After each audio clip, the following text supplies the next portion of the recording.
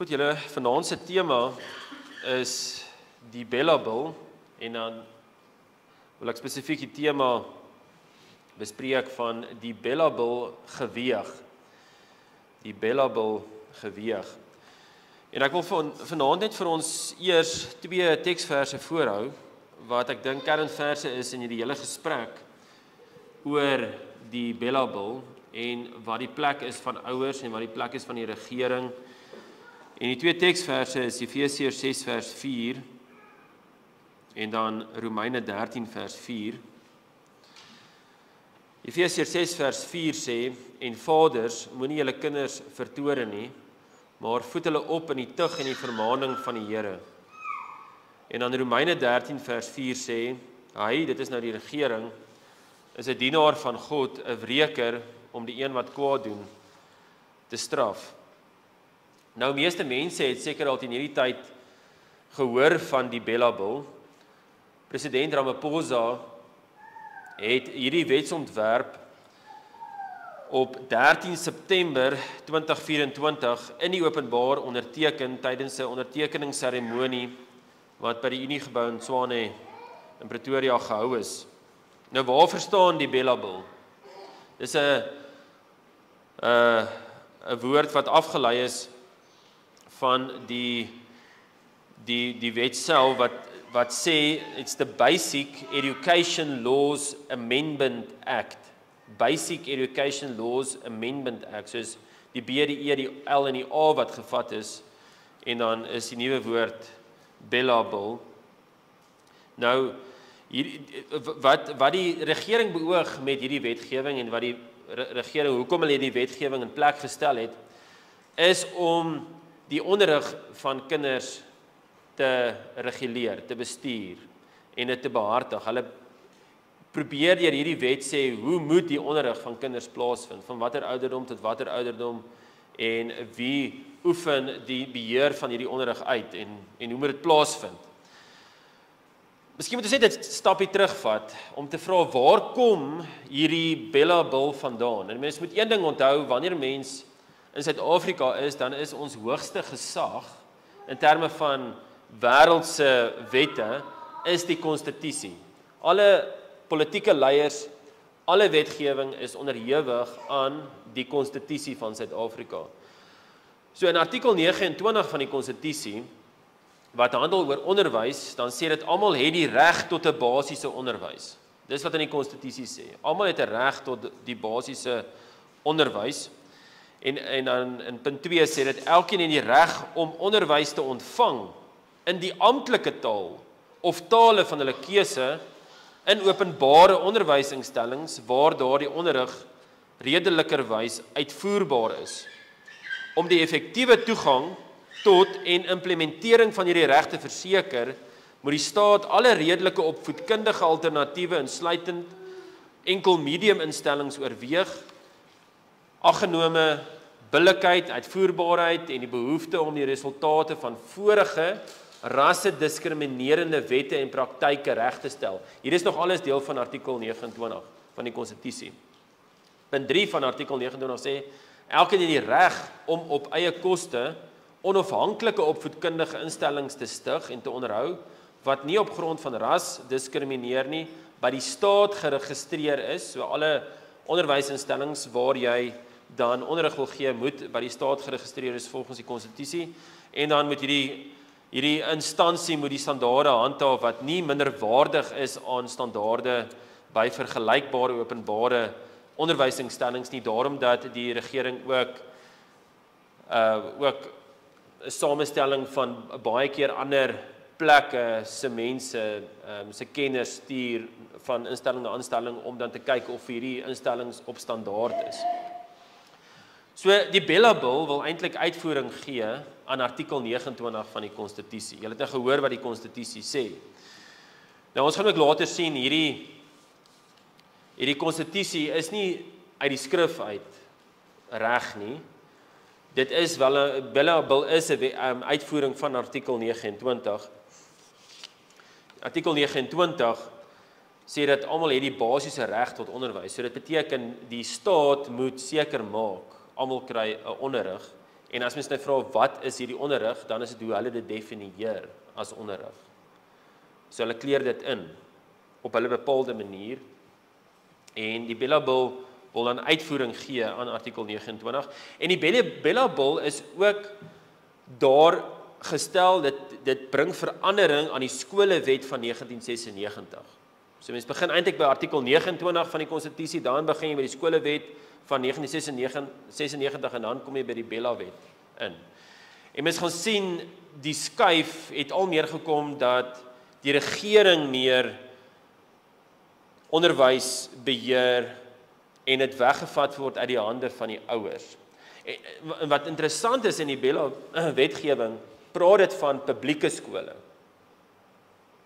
En hoekom dit interessant is dat per definisie is publieke skole is skole waar die publiek die skole bestuur. Teenoor staatsskole waar die skole deur die staat direk bestuur word. In die Bella wetgewing word daar gepraat van publieke of openbare skole. En dit is eintlik ironies dat daar soveel mag in die Bella wetgewing, ons gaan nou daarby uitkom, soveel mag in die Bella wetgewing aan die regering gegee word, want dit praat tog van die openbare skole of dan publieke skole in die Bella wet self.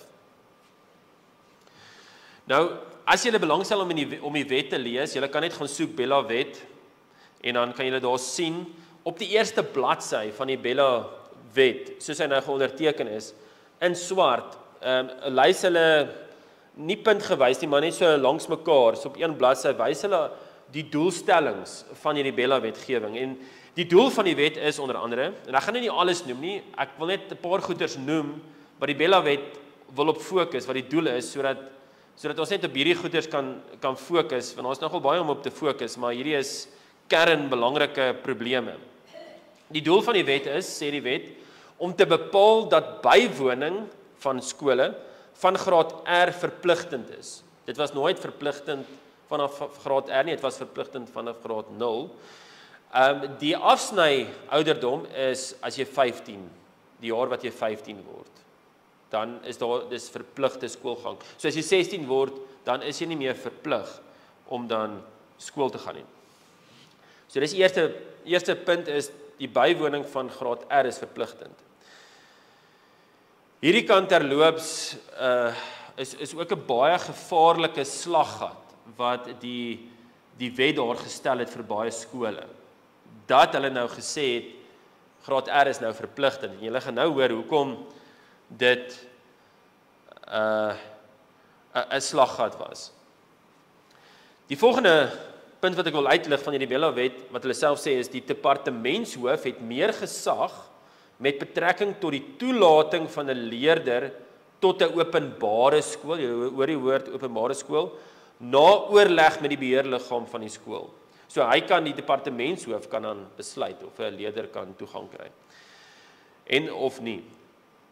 Die volgende doel is dat die departementshoof vir 'n openbare skool kan opdrag gee om meer as een onderrigtaal aan te neem. So as die skool in Afrikaans is, kan hy sê nee, die skool moet nou Afrikaans en Engels gee om meer toegang te gee tot meer mense, want onthou die konstitusie het gesê, en die konstitusie sê dat jy kan selfs jy moet die rasgebaseerde kriminerende wette en praktyke van die verlede moet jy regstel. So hulle kan oordeel dat wel dit was dit is nou meer 'n wit gebied en is wit skole, maar dit was diskriminerend en hom is meer toegang gegee geword tot ander kulture en nasies en so aan, en daarom besluit ons hierdie moet nou in Engels wees ook. Die volgende doel wat ek wil uitlig is om die minister van die gesag te voorsien om 'n persoon, 'n organisasie of 'n groep persone aan te stel om advies te gee oor kurrikulum en assesseringsverwante aangeleenthede. So die punt is maar dit is nog eintlik van die skolewet 1996 af, lyk dit my so, is dat die regering bepaal die inhoud van die kurrikulum. En dan wil ek nog een uitlig uit daai eerste bladsy van die Bella wet. Hy's in Engels en Afrikaans. Elke ongelyke bladsy is Engels en dan elke gelyke bladsy is in Afrikaans. So ek het dit net so gekopieer en geplak. So die ander doel van die wet is om te bepaal dat die gedragskode van 'n openbare skool die uiteenlopende kulturele oortuigings, godsdienstige voorskrifte van leerders by die skool in ag moet neem en om voorsiening te maak vir die insluiting van 'n vrystellingsklausule in die gedragskode. Die punt is maar net dat jy ook ander godsdienste en gelowe akkommodeer en nie hulle uitsluit nie. So dis wat die Bella-wet self sê. So daar is baie kontroversie oor hierdie wet. Is hierdie wet nou reg of is dit verkeerd? Wat is die probleme met die wet? En hierso is uiteenlopende opinies. Baie mense sal sê, goed, hoe kan die regering die taal van 'n skool bepaal? So hulle fokus op die taalprobleem. Ons taal moet beskerm word. Die regering val ons kultuur aan. Die regering kan nie vereis dat ouers hulle kinders moet registreer nie, nou in die geval van tuisonderrig. Hierdie regering mag nie inmeng in skole nie, is een van die teenargumente, want hulle gaan alles in die grond inbestuur soos al die ander regeringsinstellings. Dis van die argumente wat gegee word. En dan sal hulle ook miskien sê ons geskiedenis word versaak. Die kurrikulum se inhoud is 'n probleem, want ons Afrikaanse geskiedenis word geïgnoreer en dit word ontken en verdraai of wat ook al. So baie ander mense het gemengde gevoelens oor die Bella-wet. En hierdie is tog interessant, want hierso gaan ek nou daai slaggat noem. Want die slaggat is dat graad 0 verpligtend is. En julle moet nou sien hoekom dit so noemenswaardig is. Want in baie Afrikaanse skole, meeste Afrikaanse laerskole, was daar 'n graad 0 opsie. En dan het kinders na daai graad 0 klasse toe gegaan en dan moes die skool vir daardie graad 0 klasse betaal. In die sin van hulle moes vir daai onderwysers betaal. Maar nou dat graad 0 verpligtend is, wat beteken dit? Die regering moet nou betaal vir daardie onderwysers. So daar's 'n finansiële verligting. So dis 'n bietjie van 'n gemengde gevoel. En dit kan wees as gevolg van hierdie punt dat baie skole nie hulle stem dik gemaak het nie. Want hulle moet nou finansies bykry. Hulle gaan nou finansies gaan verlig word as hierdie wet deurgaan. Party mense sê wel, dit is tog die regering se taak om seker te maak dat elke kind 'n goeie opvoeding kry. So dit maak sin, jy weet die regering moet sorg dat elke kind 'n goeie opvoeding kry. Dis die argument. Hulle het die plig sodat die wetgewing is tog so gerig om dan die onderrig te verbreed van graad 0 van graad 0 en bietjie later. So dit is ook 'n goeie ding. Hulle gaan miskien nie goed bestuur nie, maar in beginsel is dit nie 'n probleem nie. Baie mense voel eintlik positief oor die wet en dit is nou meer onder die swart volke. Want hulle sê dit gaan potensieel meer toegang tot goeie onderrig aan baie meer kinders gee wanneer hierdie goed georganiseerde Afrikaanse skole beskikbaar gestel word aan meer kultuurgroepe. So hulle sê dis eintlik 'n positiewe ding. Want nou gaan meer mense goeie onderrig kry. Maar baie mense gee eintlik nie eers om nie. Hulle sê wel, uiteindelik gaan dit oor Engels. Want as die skool gewoonlik oopgestel word, dan is die taal Engels. In elk geval, dis altyd hoe dit uitwerk in Suid-Afrika ten minste. Maar daar is skole wat al reeds in Engels is en daar is skole wat al reeds verskillende kultuurgroepe akkommodeer in hulle skool. So vir hulle is dit nie so 'n groot kwessie nie. En vir hulle maak die inhoud nie regtig te veel saak nie, want hulle leer in elk geval evolusie alreeds. Hulle is nie so gekant teen die lewensoriëntering wat aangebied word nie. Dit is daar in die wêreld daar buite is dit aanvaarbaar. Ek wil so die argument kan wees, ek wil in elk geval my kind onderrig vir die wêreld, sodat hy toegerus sal wees om in die wêreld te kan funksioneer. Hier is nou al die argumente wat op die tafel gesit word. Maar hoe moet ons dan oor hierdie saak dink? Hoe moet gelowiges oor die saak dink? Moet ons saamgevat word in 'n in 'n nasionalistiese argument moet ons weggevoer word in 'n wêreldse argument. Hoe moet ons daaroor dink? Is ons vir die Bella-wet of is ons teen die Bella-wet? Wat is die standaard wat ons moet gebruik? En natuurlik weet ons as gelowiges, gaan dit nie vir ons oor wie die hardste skree of die meerderheid voel dat die Bella-wet reg is nie, of dat die meerderheid voel dat die Bella-wet verkeerd is nie. Dit is nie wat ons standaard is nie. Ons standaard is die wet van die Here. Dit is die skrif alleen wat vir ons sal sê of hierdie Bella-wet reg is. Dit is aan die hand van die skrif wat ons hierdie Bella-wet moet weeg. En julle gaan sien, die Bella-wet word geweeg, maar dit word te lig bevind. Ons sien in die skrif, die Here het regering ingestel. En die regering wat nou daar is ons regering. Natuurlik deur die Here se voorsienigheid kan hy regerings verander. Hy het dit al baie deur die geskiedenis gedoen. So dit is reg, ons erken die regering. Al verwerp ons die Bella-wetgewing aan die hand van die skrif, is ons nie besig om die regering te verwerp nie. Dis baie belangrik. Ons sien ook in die skrif dat daar wel onderrig moet plaasvind. Daar moet onderrig plaasvind. En die Here het ouers daarvoor daar gesit, ouerskap ingestel. So wie het die plig om kinders te onderrig? Dit is die kinders en dis die ouers volgens Efesiërs 6 vers 4 wat sê en vaders voed hulle op. Hier is 'n baie duidelike bevel in die skrif, Efesiërs 6 vers 4 en vaders voed julle kinders op. En natuurlik weet ons die vrou is die hulp van die man en sy help daarmee. En natuurlik die vaders kan dan ander mense gebruik om hom te help in hierdie opvoeding en daarom dat jy kan skole kry, jy kan tutorsentrums kry, jy kan musieklesse kry, jy kan alle ander hulpbronne gebruik om jou as pa te help in daardie opvoedingstaak. In Deuteronomium 6 vers 4 sê dit, Deuteronomium 6 vers 7 sê dit baie dieselfde as Efesiërs 6.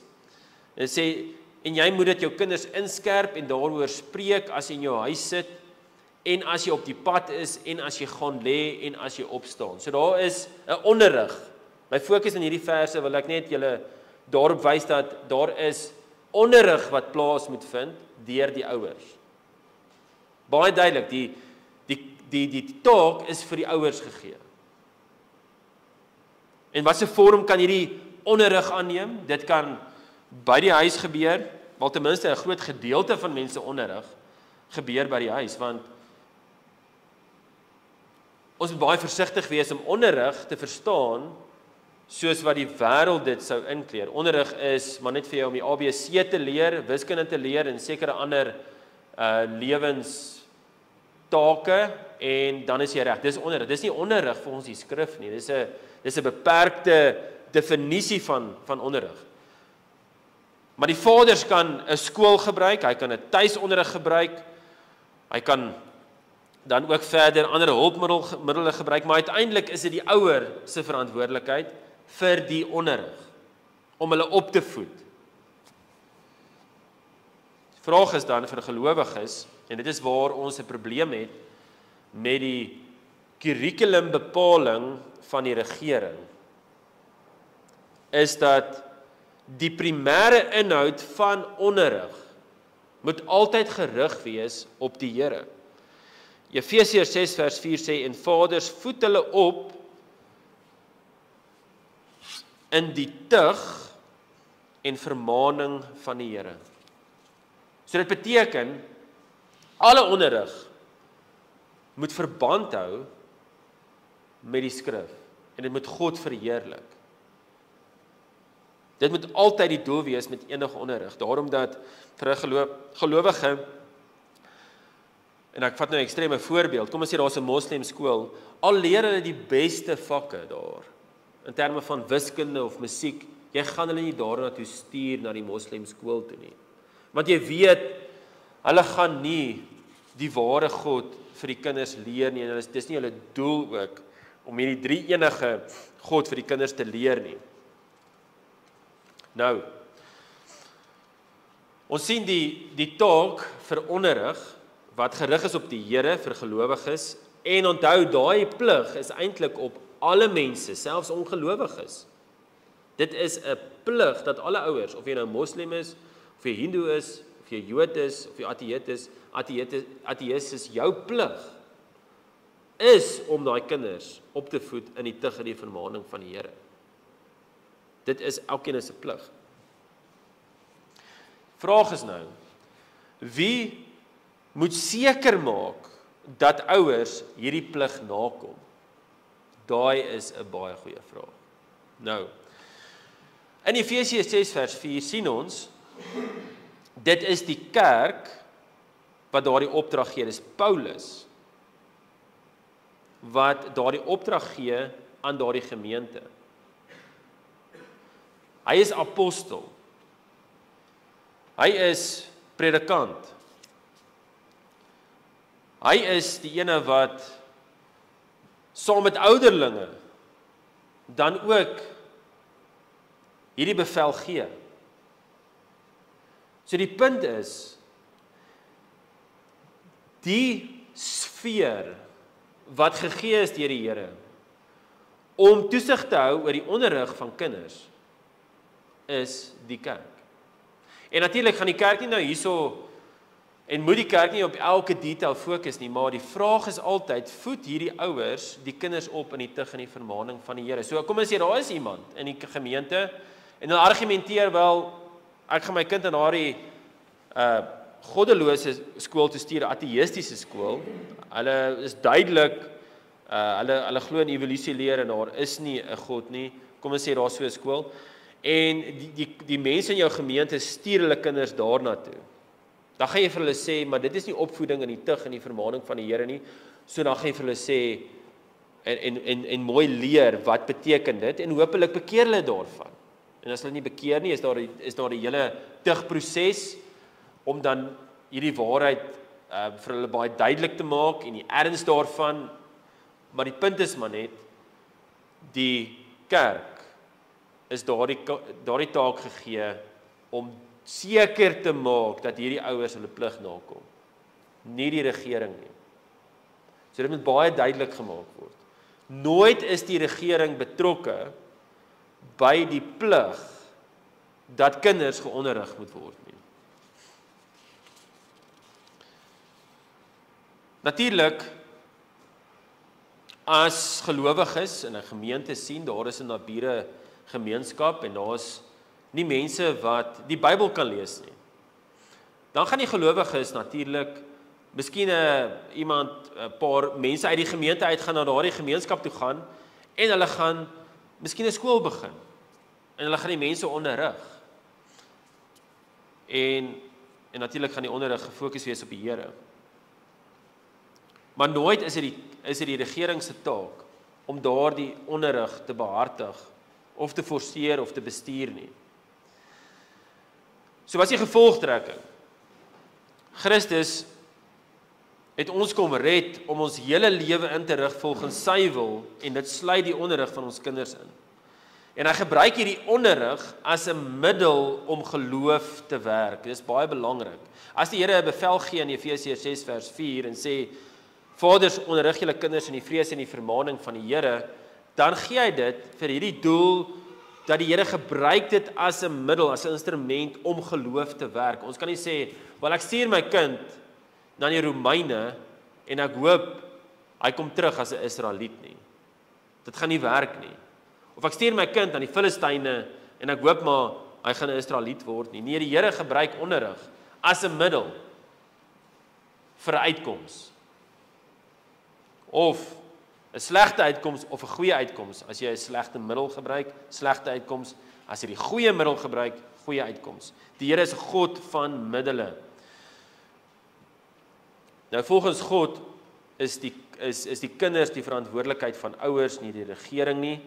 En elke vak se inhoud moet God verheerlik.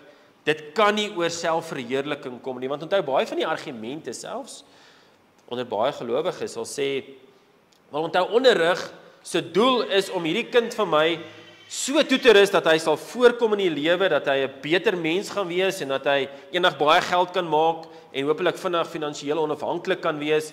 Dis die doel van onderrig. En dit is nie die doel van onderrig nie. Dit mag nooit die doel van onderrig wees nie. Daar kan 'n gevolg wees van onderrig dat hierdie persoon 'n wonderlike vaardigheid het om goeie besigheid te doen en dit is heel moontlik as gevolg van die onderrig en hy is mooi toegerus en dan maak hy baie geld. Dit kan gebeur. Dit is nie verkeerd om baie geld te maak nie. Maar uiteindelik is onderrig se doel sodat jy die karakter van daardie kind kan vorm en verander tot verheerliking van God. Wat die skrif leer is dat jy vir die kind moet leer om hard te werk, selfbeheersing te hê, die Here te vrees. So hy gaan eerlik wees in die besigheid. Hy gaan hard werk, so as hy hou van wiskunde of wat ook al, gaan hy wiskunde goed doen en hy gaan moontlik daarvan hou en dan word hy miskien later 'n persoon in 'n wiskundige posisie. Miskien kry hy baie geld, maar dis nie die doel nie. Dis glad nie die doel nie. Wat ons moet ook aflei uit hierdie is dat ons het beperkte tyd. Alle ouers en alle vaders het beperkte tyd. So hulle kan nie primêr die heeltyd betrokke wees by die kinders se onderrig nie. Hy is primêr verantwoordelik vir die onderrig, maar hy kan ander middele gebruik. Daarom is dit nie verkeerd dat ouers saam organiseer in 'n, kom ons noem dit 'n openbare skool om onderrig te gee nie. In beginsel is dit nie verkeerd nie. Maar dit is nog steeds die ouers se verantwoordelikheid. Dit is ook nie verkeerd dat ouers besluit hulle gaan hulle kinders by die huis onderrig gee nie. En nou hier kom die ding in van die taal dan. Jy as ouer jy wil seker maak jou kinders verstaan jou. Daarom dat jy in 'n taal gaan praat wat hulle verstaan. Daarom dat dit moet reg wees.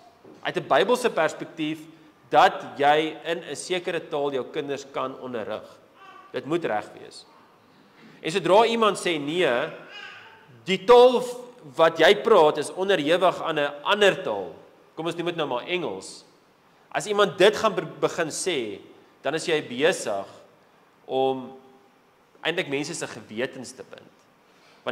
Want ons gaan erken, taal is 'n seëning van die Here. Die Here het bepaal van die toring van Babel af dat daar verskillende tale gaan wees en tale het ontwikkel, kulture is daar en dit is 'n seëning van die Here en ons gebruik dit weer eens as 'n middel om te kommunikeer en spesifiek aan ons kinders sodat ons kan effektief die waarhede van die Here kan kommunikeer. Of dit nou die skepping is wat ons aan ons kinders kommunikeer, jy kommunikeer dit effektief.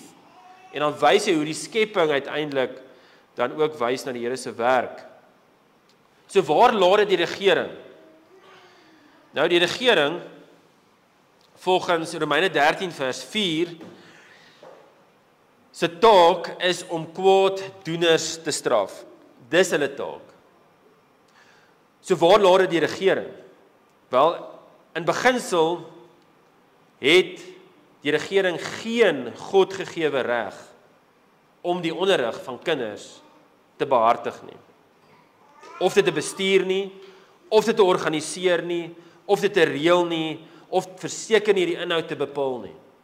Die regering het geen reg van God om dit te doen nie. Nou ons sit ongelukkig in daardie situasie en heidaglik baie meeste lande sit met daai situasie. Dit was nie altyd so gewees in die verlede nie.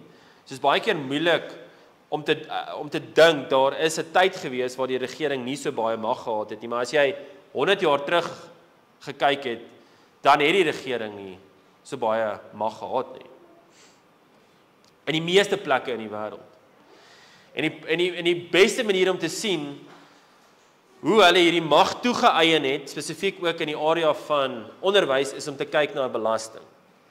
Hoe meer belasting daar is, moet jy weet, hulle het mag toegeëien wat hulle nie toegeëien moes word nie. Die waarskuwing is baie duidelik in 1 Samuel 8 waar Samuel dan ook vir die volk waarsku. Onthou net, julle gaan 'n koning kry en julle gaan hierdie koning kry wat julle wil hê, maar onthou net die Here se koning is beter, maar julle gaan hierdie koning vat en onthou net, hy gaan ten minste of hy gaan tot 10% belasting vat.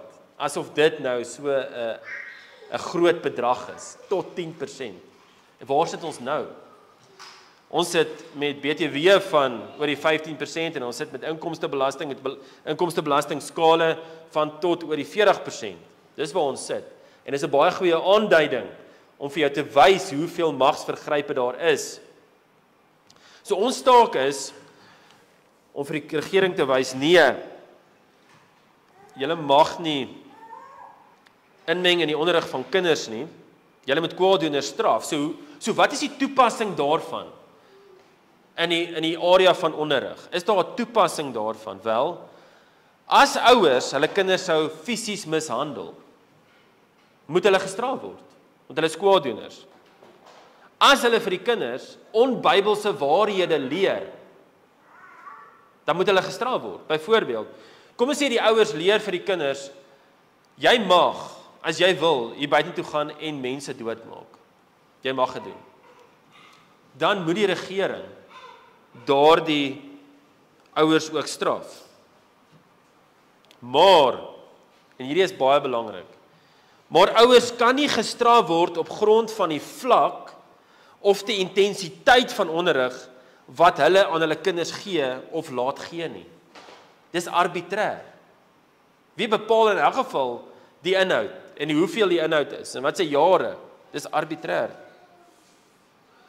As ouers versuim om hulle kinders te leer lees op 'n owerheid gespesifiseerde vlak, of as die ouers versuim om hulle kinders 'n owerheid gespesifiseerde vlak of kategorie van algemene kennis te leer, dan kan ouers tog nie as kwaaddoeners kwalifiseer nie.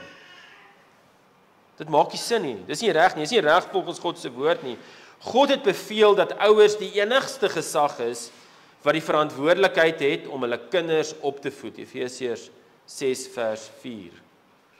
En daarom moet enige voorgestelde wetsontwerp oor onderwys ten minste terugkeer na Bybelse standaarde en nie meer tirannies wees deur meer mag toe te eien as wat God voorgeskryf het nie. En dit gaan beteken natuurlik dat jy die hele Bella wet ek ken nie al die detail onthou nie, maar dan gaan die Bella wet seker in sy geheel geskraap word.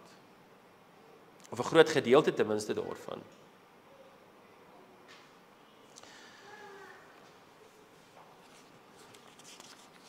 Jy sien die implikasie van die Bella Bill, die Bella wetgewing, is verrykend as dit so toegepas word. En ons sien al van 1994 af hoe die regering stelselmatig baie anti-Bybel wette ingestel het.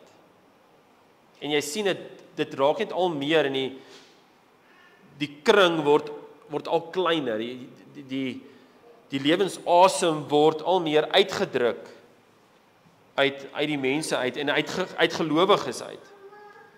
Die implikasie van die Bella Bill op skole is dat beheerliggame van hulle regte gestroop word en dat meer magte in die hande van die staat geplaas word en dan selfs in die mate dat die staat 'n skool se onderrigtaal kan bepaal. Ons gaan nou kyk na die spesifieke artikels. Uiteindelik, in praktyk, gaan openbare of publieke skole is staatskole. Dit is die implikasie. Dit is in praktyk so. In praktyk beteken die Bella wetgewing is eintlik kommunistiese sosialistiese wetgewing. Dis die regering wat die onderrig van die kinders behartig. Hulle het die hele onderrig van die kinders oorgeneem, soos Jean-Jacques Rousseau dan ook in die 1700s geleer het, as 'n ongelowige.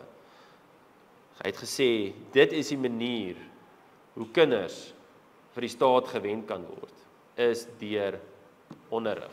En hoe mense eintlik hulle gedagtes anti-christelik verander kan word, is deur onderrig. En dit is wat die Bella-wetgewing uiteindelik op afstuur. Nou, ironies genoeg, in ons konstitusie, daar's baie goeie wette. Byvoorbeeld, een wet is die reg tot assosiasie.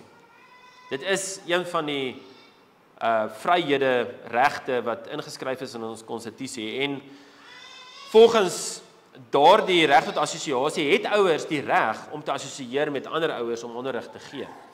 Daarom dat openbare skole selfs volgens die konstitusie heeltemal reg is as ouers dit bestuur, want jy het die reg tot assosiasie. Maar goed, mens kan baie inkonsekwenthede uitwys, ook met die kinderwet, wat wys dat jy met die kind onderrig op 'n manier wat vir hom die beste is. En as ouers dan besluit, maar hierdie is vir my kind die beste, is om in Afrikaans te hê, en is selfs as hulle besluit dit is by die huis, volgens daai wet, dan kan ouers dit besluit, en hulle kan dit doen. So artikel 4 van die Bella-wet sê dat kinders vanaf graad R ouderdom skool toe moet gaan. Nou, wat is ons kommentaar? Hoe weeg ons hierdie aan die hand van die skrif? Dan sê ons, daar mag nie 'n vereiste wees vir ouderdom nie, want die regering het in elk geval nie daardie verantwoordelikheid reg gekry om in te meng in die onderrig van die kinders nie. Artikel 5 vereis dat die departementshoof die toelatings en taalbeleid van openbare skool goedkeur. Maar dit is ook te lig bevind. Want die ouers moet dit bepaal. Artikel 35, en hierdie is ook 'n artikel wat in die hele proses van teenkanting teen die Bella-bil is dit deur groot organisasies redelik oor die hoof gesien. Maar dit raak nogal die kern in die hart van die Bella-bil, want artikel 35 sê, dit vereis dat ouers wat kies om hulle kinders op te voed, by die departementshoof moet aansoek doen om hulle kind vir tuisonderrig te registreer. So nou moet ouers aansoek doen by die regering om toestemming te kry om hulle kinders te onderrig. Maar dit is die Here wat vir die ouers daardie verpligting gee. Dit is nie net jy doen aansoek by die Here nie, die Here sê vir jy moet dit doen. En dit is 'n groot probleem hierdie. Daar kan nie so 'n aansoek verpligting wees nie. Dit is teen God se woord. Dis teen die lewende God se vereistes. God het reeds die reg, die vryheid, die verantwoordelikheid aan ouers gegee om te kies watter manier hulle ook al wil hê om hulle kinders in die vrees van die Here op te voed. Dan 'n ander artikel waarvan julle miskien nie gehoor het nie, maar wat so nou en dan genoem is artikel 39. En dit is eintlik 'n groot probleem hierdie, want daar sê dit gee mag aan die regering om leerling swangerskap te bestuur. Hoe kan die regering leerling swangerskap bestuur? Wat het dit met hulle uit te maak? Die Here het glad nie daardie reg aan hulle gegee nie. Die ouer moet leerders swangerskap bestuur en die kerk. En nooit mag iemand, insluitend 'n jong meisie, in elk geval 'n baba in die baarmoeder doodmaak nie. Want dit is al reeds 'n lewe. Nou, onthou as hulle begin met woorde soos leerling swangerskap bestuur, weet ons waarop dit uitgaan, waarop dit uitloop. Dit loop uit op moord, want hulle wil hê uiteindelik dat hierdie kinders dan aborsies moet uitoefen. Nou goed, die Bella-bil is te lig bevind. Maar ek wil nog een vraag hanteer wat swaar op mense se harte lê. Op baie mense wat tuisonderrig. Want dan word gevra, moet jy registreer of moet jy nie registreer nie, want dit is nou 'n vereiste. Nou, volgens die Here mag die regering nie daai vereiste gee nie. Hulle mag nie daai vereiste gee dat jy registreer om jou kind te onderrig nie, want die Here gee daai plig. Dis nie 'n opsie nie. En die regering het in elk geval nie daardie taak om dit te doen nie. So, die implikasie hiervan is, as ouers sou besluit om nie te registreer nie, dan hoef hulle nie skuldig te voel om nie te registreer nie. Dit is nie dat hulle ongehoorsaam gaan wees aan die regering nie. Want ons wil graag die onderskeid tref tussen onderdanigheid en ongehoorsaamheid.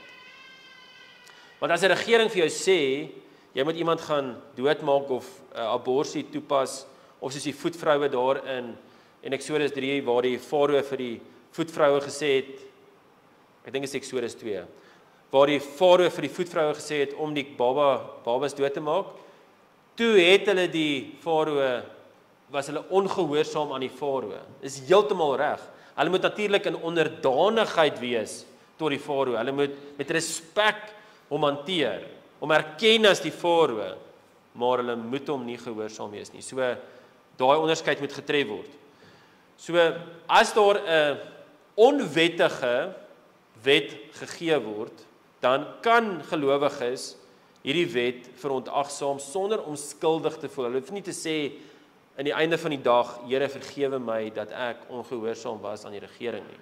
Want die regering het in die verlede en gaan nog in die toekoms baie wette gee en verplig om te doen wat nie hulle binne hulle sfeer is in elk geval nie. Vraag is nou, sê die skrif absoluut dat jy nie mag registreer nie. Nou hierso is daar 'n kernteksvers wat ek dink ons in ag moet neem, is Romeine 12 vers 18 waar dit sê, as dit moontlik is, sover as dit van julle afhang, leef in vrede met alle mense.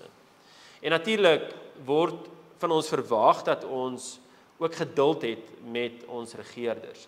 So daar kan 'n gelowige kan besluit, wel gegee my situasie, gaan ek aansoek doen vir die registrering, want ek voldoen aan al die vereistes en hier's organisasies wat my gaan help om dit te doen. Ek is nie in so 'n situasie dat ek dink in die tronk kan gaan sit nie en wat as daar iets gebeur met my kinders, en dan kan iemand besluit dat hy gaan maar registreer. Maar, en dit is 'n baie groot maar as iemand regtig dink, hierdie is 'n plek waar hulle voet moet neersit, omdat die Here daardie bevel gee om te onderrig, dan hoef hulle nie skuldig te voel as hulle nie registreer nie. So elke gelowige gaan daai in 'n sin vir homself moet uitmaak. So wat kan ons doen? Nou ek praat nie hierso net met ouers wat nou kinders het op skool nie. Wat kan jy doen? Dit is almal is betrokke by die onderrig van kinders, of in jou eie gemeente, of jy het self kinders en hulle gaan miskien kinders kry of hulle het al reeds kinders. Almal is betrokke by hierdie stryd. En om my waarheid te sê, sou ek dink dat mense wat nie kinders op skool ouderdom nou het nie, het baie meer vryheid. Hulle hoef nie te registreer nie, want hulle het nie kinders op skool nie. So hulle kan eintlik tot hierdie stryd baie beter toetree, sonder om risiko te dra. Wat sy risiko is daar? Waar ouers met kinders op skool dra baie meer risiko as hulle hierso teen hierdie goeters standpunt inneem. Of dit nou is teenoor die taalbeleid, of dit nou is om 'n eie skool te stig, 'n assosiasie van ouers om seker te maak hulle onderrig die kinders reg, en dan gaan hulle teen een vervolg word. Of dit is in die geval van tuisonderrig en hulle besluit nie, hulle gaan nie registreer nie. Dan sit die ouens met uitdagings, maar mense wat nie daai risiko's dra nie, het nie so groot probleem vir vervolging nie. Maar hoe dit ook al sê, elkeen is betrokke by hierdie stryd. Want jy kan ten minste bid.